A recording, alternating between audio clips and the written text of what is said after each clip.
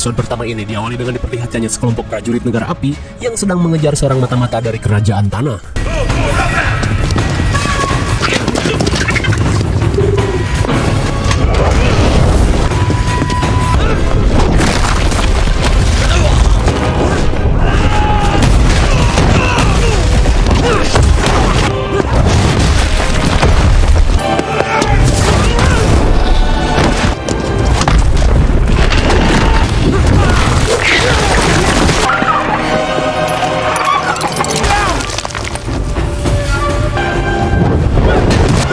Setelah memberikan gulungan, prajurit ini memerintahkan temannya untuk segera pergi dan memberitahu kerajaan tanah jika negara api akan memulai peperangan.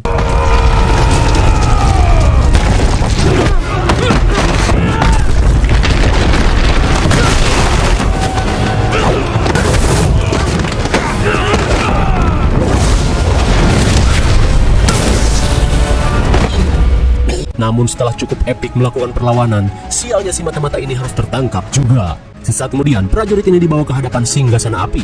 Lantas prajurit ini berkata jika semuanya sudah terlambat karena informasi rencana peperangan negara api sudah dibawa menuju kerajaan tanah. Mendengar hal itu, seorang raja api sepuh bernama Sojin merasa senang karena rencananya berjalan dengan lancar. Karena sebenarnya, informasi tersebut hanyalah pengalihan agar semua negara berfokus melindungi kerajaan tanah. Karena tujuannya yang sebenarnya lebih besar daripada itu. Sontak prajurit ini syok parah setelah mengetahui rencana negara api yang sebenarnya.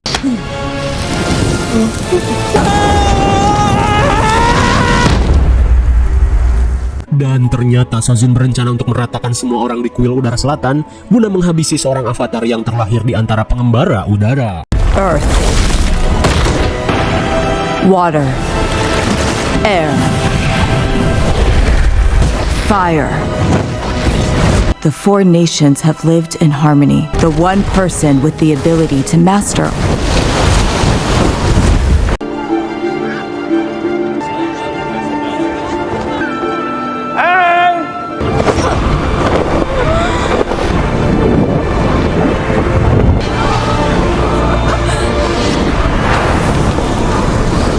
Singkat waktu, Shin beralih ke kuil udara selatan. Terlihat seorang bocil botak bertato panah bernama Eng dipanggil biksu terdekatnya yaitu Gyatso. Lantas Gyatso memperingatkan Eng untuk rajin melatih kemampuannya dan jangan bolos-bolos. Karena meski Eng berbakat, ia harus tetap berlatih dengan sungguh-sungguh. Setelah mengatakan hal tersebut, Eng pun diminta untuk membantu melakukan persiapan guna menyambut festival komet besar yang terjadi 100 tahun sekali. Dan tentunya, seluruh pengendali udara dari segala penjuru akan berkumpul di kuil ini.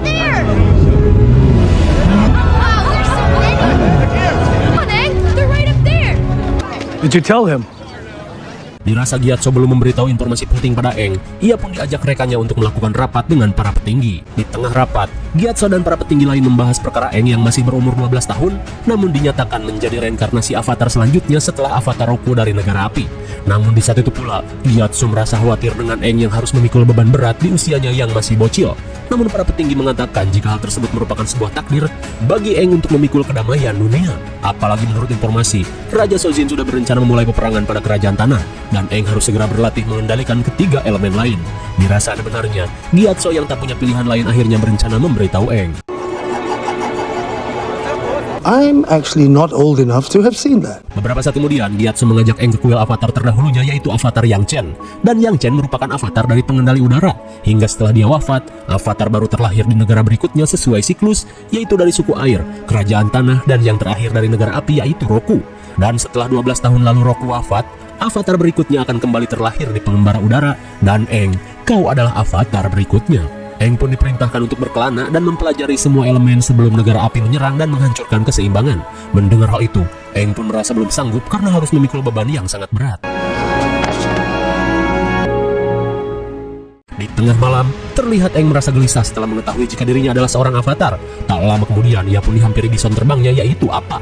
Eng pun curhat jika ia merasa tidak yakin menjadi seorang avatar dan menyelamatkan dunia, karena sebenarnya yang Eng inginkan hanyalah bermain dan menetap di kuil ini bersama teman-temannya, bukan untuk menghadapi peperangan. Di tengah rasa takut, Appa mengajak Eng untuk terbang sambil menjernihkan pikiran.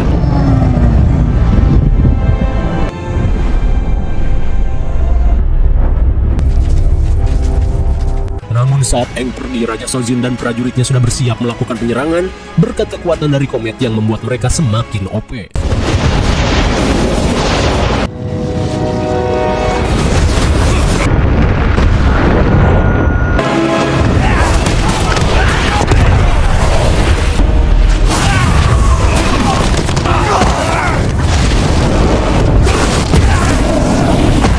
Di tengah penyerangan, Gyatso yang sedang mengevakuasi para murid merasa khawatir dengan keberadaan Aang yang menghilang.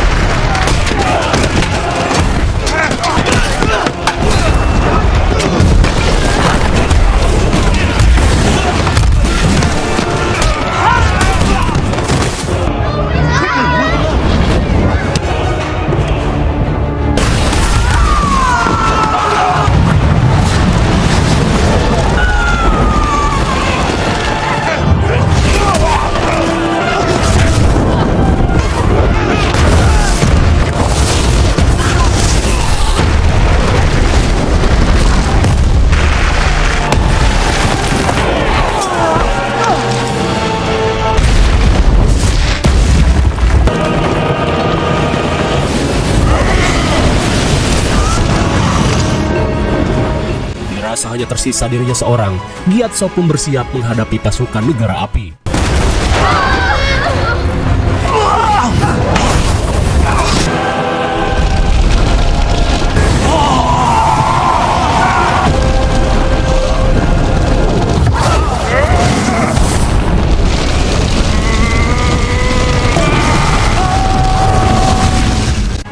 Sekali.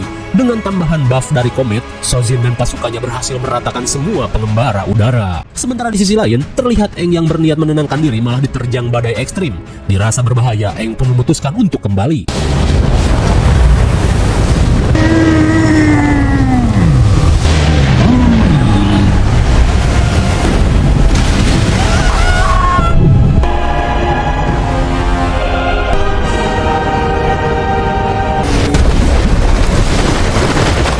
Singkat cerita, 100 tahun kemudian, terlihat seorang gadis cantik dari suku air bernama Katara sedang mengasah kemampuannya untuk mengendalikan air. Dirasa cukup lelah berlatih, Katara pun menyudahi latihannya dan kembali ke desa.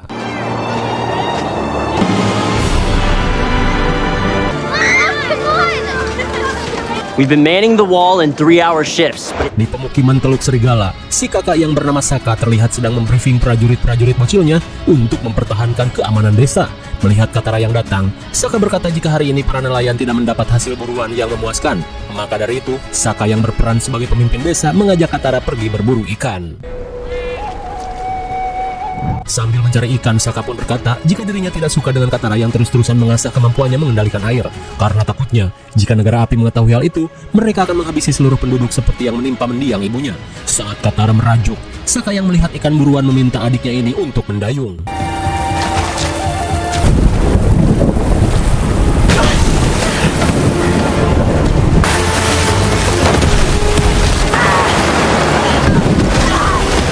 Setelah Mubui terbawa arus, sontak Sokka pun panik saat melihat perahunya hanyut terbawa arus. Namun di saat itu pula Katara pun terkesima saat melihat bongkahan es berbentuk bola besar di hadapannya. Melihat kakaknya uring-uringan, Katara pun berniat menggunakan kemampuannya untuk menarik perahu kembali.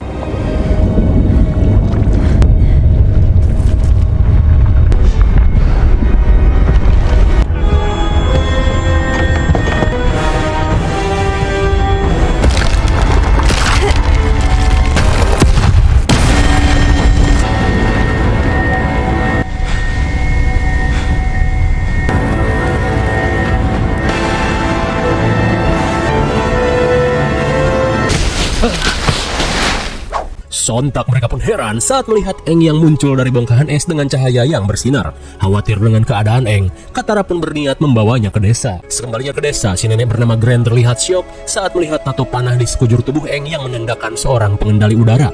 Sontak Sokka pun heran karena menurut sejarah pengendali udara telah dimusnahkan oleh negara api 100 tahun lalu. Di tengah keheranan, Katara mengajak semua orang untuk membiarkan Aang beristirahat sampai ia siuman. Kemudian scene beralih pada seorang pangeran terbuang dari negara api bernama Zuko. Sambil memberitahu pamannya yang bernama Iroh, Zuko mengatakan cahaya yang diduga sebagai tanda kemunculan Avatar. Meskipun pamannya mencoba untuk membuat Zuko sabar, namun Zuko yang ambisius berniat untuk mengeceknya. Apalagi di wilayah ini ada sebuah desa bernama Teluk Serigala. Karena jika berhasil menemukan Avatar, Zuko akan kembali mendapat haknya sebagai putra mahkota Raja Api.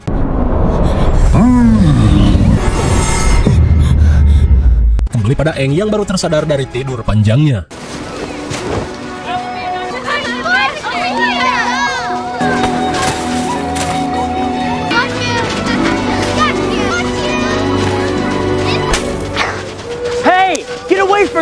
Melihat Eng yang sadar, Saka pun memperingatkan pasukan bocilnya untuk waspada, karena bisa saja bocil botak ini adalah musuh. Di tengah kebingungan, Eng berkata jika dirinya bukanlah seorang musuh, namun ia hanya keheranan karena dirinya tiba-tiba saja berada di kutub es. Tak cuma itu, Eng pun menanyakan keberadaan apa si bison terbang.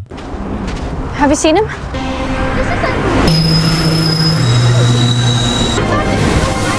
6 legs, horns.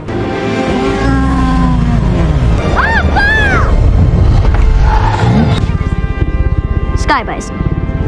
Betapa senangnya Eng, karena apa juga selamat dalam insiden badai ekstrim. Sesaat kemudian, Eng pun diinterogasi si nenek tentang siapa Eng sebenarnya. Lantas Eng pun menceritakan semuanya yang telah ia lalui hingga diterjang badai besar. Eng pun mengatakan jika dirinya tinggal di kuil udara selatan, bahkan mereka pun baru saja menyambut festival komet besar. Mendengar festival komet besar 100 tahun lalu, si nenek langsung kaget dan menceritakan sesuatu. Earth, fire, air, water. Dahulu kala keempat negara hidup dengan damai, namun semuanya berubah saat negara api menyerang semuanya. Dan hanya Avatar yang mampu mengendalikan keempat elemen yang bisa menghentikannya. Namun saat dunia membutuhkannya, dia menghilang. Setelah mengatakan hal itu, Grand menambahkan jika kuil udara selatan adalah tempat pertama yang dimusnahkan oleh negara api. Dan Eng diberitahu jika selama ini ia terjebak di dalam es selama 100 tahun. Sontak Eng pun syok parah setelah mendengar kenyataan yang sangat menyedihkan ini. Are you okay? Beberapa saat kemudian, Katara yang melihat Eng depresi mengajaknya untuk jalan-jalan sembari menceritakan sesuatu. Kemudian Katara menceritakan jika sejak dulu negara api memang dikenal sebagai kerajaan yang kejam, yang menjajah seluruh negara, termasuk desa ini yang berjuang mati-matian menghalau negara api, hingga menyebabkan kematian pada kedua orang tua Katara. Setelah menceritakan hal tersebut, Katara pun berniat mengajak Eng ke suatu tempat.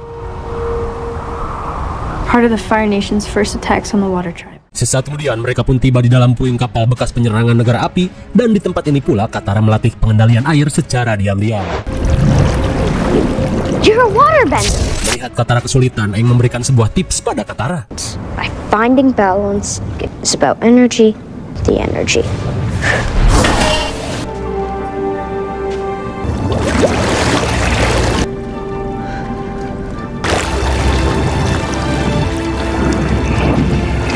I wasn't even really trying. Di tengah latihan, sontak Katara pun syok parah saat melihat kapal negara api datang ke desanya. Hingga sekembalinya ke desa, Saka langsung melakukan persiapan pertahanan bersama para bocil. Di tengah persiapan, Katara pun heran dengan prajurit negara api yang tiba-tiba saja datang ke tempat ini. Lantas si nenek berkata jika sebenarnya prajurit negara api berniat mencari Avatar. Dan Avatar itu sendiri adalah Eng. Mendengar hal itu, sontak Saka merasa kesal karena menganggap Eng pergi meninggalkan tanggung jawabnya, hingga seluruh dunia dilanda kekacauan. Di tengah rasa kecewa, Saka pun diberitahu jika prajurit negara api sudah berlabuh. Lantas ia pun berniat menghadangnya, sementara Katara diminta untuk sembunyi. Saat Zuko datang, ia langsung memperkenalkan diri sebagai anak pertama dari Raja Api Ozai. Dan kedatangannya kemari hanya untuk mencari Avatar. Zuko pun berjanji setelah ia mendapatkan Avatar, Zuko akan pergi dengan damai. Namun jika tidak, ia tidak akan segan untuk meratakan desa ini. Mendengar hal itu, Saka yang ingin mencari aman berniat menyerahkan Eng, namun rencana Saka dihadang oleh Katara. Karena ia yakin jika Eng yang seorang Avatar akan menjadi sebuah harapan untuk kedamaian dunia.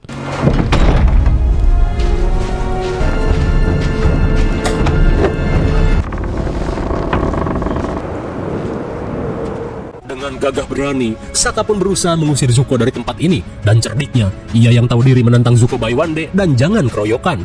Mendengar hal itu, Zuko yang memiliki gengsi tinggi langsung menerimanya.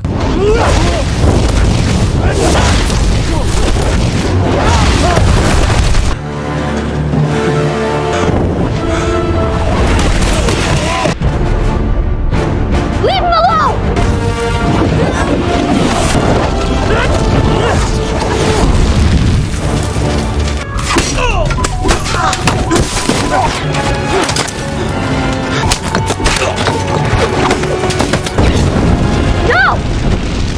Dirasa Zuko akan membakar desa ini, Eng pun berniat menyerahkan diri, namun dengan syarat Zuko tidak boleh melukai siapapun di desa ini.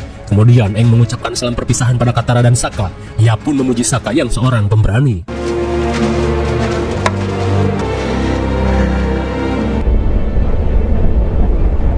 Setelah kapal negara api pergi, Sokka yang akan pergi menyelamatkan Aang menyerahkan kepemimpinannya pada salah satu remaja di desa ini. Sementara di sel tahanan, Aang yang terkurung ditemui oleh Iroh. Lalu Aang yang penasaran menanyakan alasan negara api menyerang dunia.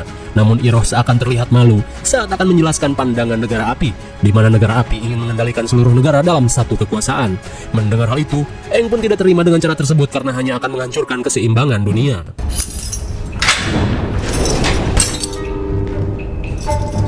Dengan cerdiknya, Aang berhasil mencuri kunci dari saku penjaga. Sementara di sisi lain, Sokka dan Katara yang selesai melakukan persiapan terlihat bingung dengan cara apa mereka menyusul kapal negara api. Kembali pada Aang yang sedang menyelinap kabur. Di ruang pribadi Zuko, Aang menemukan sebuah buku yang membahas tentang reinkarnasi Avatar.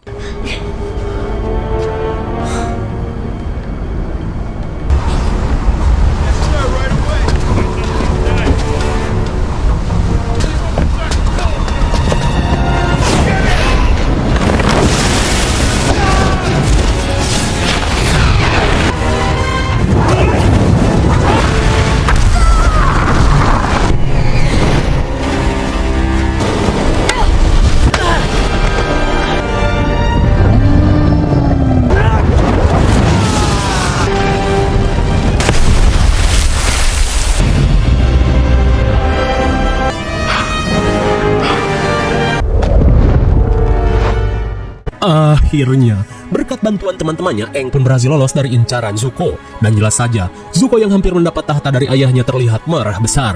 Di tengah pelarian, Sokka berkata jika setelah kejadian ini pasukan negara api tidak akan menyerah begitu saja. Dirasa pulang ke desa akan berbahaya, mereka pun berniat untuk terus berpetualang. Singkat waktu, Aang yang penasaran memutuskan pergi ke kampung halamannya yaitu Kuil Udara Selatan. Dan sontak mereka pun syok parah saat melihat kehancuran dahsyat yang dilakukan oleh negara api.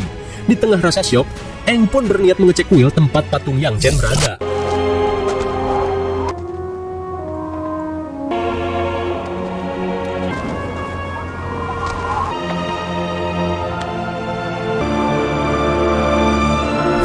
Betapa syoknya Aang saat melihat tengkorak Gyatso. Would be a huge burden for anyone. Remember that. In kind. But you're not just anyone, Aang. Always remember who you are.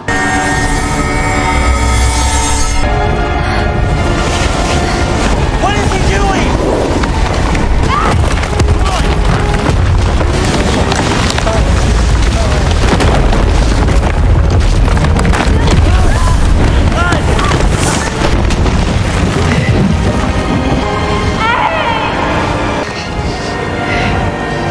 This power.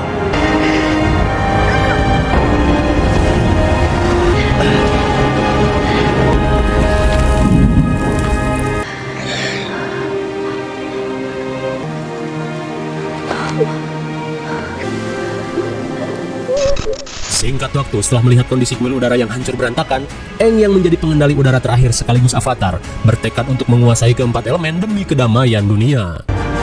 I don't know where this will all lead, but the one thing I do know is, and I don't know if I have what it takes, I'm the Avatar.